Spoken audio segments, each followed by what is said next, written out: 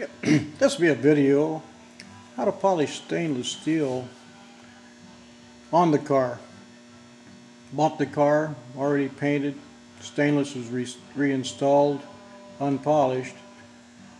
So this will be a demonstration of how and what you need to do to polish it on the car successfully. I use this product, auto glass stripper, and 4/0 steel wool.